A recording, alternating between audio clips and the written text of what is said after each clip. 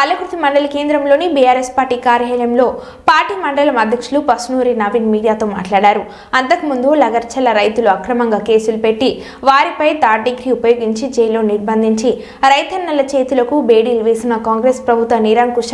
అవమాననీయ అణచివేతకు విధానాలకు నిరసనగా రైతులపై నమోదు చేసిన అక్రమ కేసులను ఎత్తివేసి వారిని వెంటనే విడుదల చేయాలని, రైతన్నలకు కుటుంబాలకు వేధించడం, హింసించడం ఆపివేయాలని,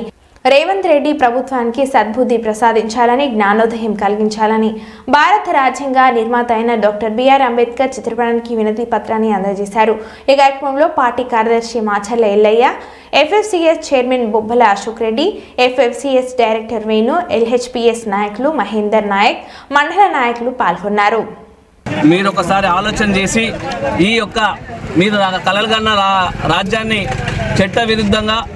రైతుల మీద, లఘుచల్లో ఉన్న రైతుల మీద అన్యాయంగా, అక్రమంగా వాళ్ళ భూమి గుంజుకొని వాళ్ళ మీదనే కేసులు పెట్టి వాళ్ళని జైల్లోకి పంపించి, అలాగే వాళ్ళ మీద థర్డ్ డిగ్రీ ప్రయోగించి అనేక అంశాలను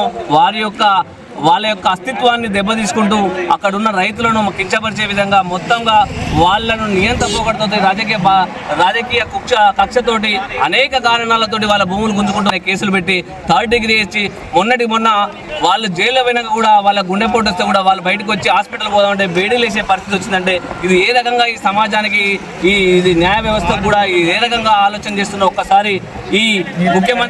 ముఖ్యమంత్రి గారు చేసే ఆలోచనలను, ఈ యొక్క ప్రభుత్వం చేస్తున్న అరాచకాలను ఎవరు చెప్పుకున్నా లాభం లేదు, ఎవరు చెప్పుకున్నా కూడా దీనికి ఏది లేదనే ఆలోచనతో ఇవాళ కేటీఆర్ గారు మన రాజ్యాంగం నిర్మించిన బాబాసాహెబ్ అంబేద్కర్ గారిని ఆలోచన చేసి ఆయన కన్నా మన వినతి ఇస్తే మీరు కలలు కన్నా రాజ్యం ఎట్లుండే, ఈ రోజు జరిగే ఈ నియంత పాలనను ఎట్లా అనే ఆలోచనతో ఈరోజు అంబేద్కర్ గారికి వినతి పత్రం ఇవ్వడం జరుగుతుంది. ఇప్పటికైనా మీ ప్రభుత్వం మొండి వైఖరి వీడి ఈ ఉన్న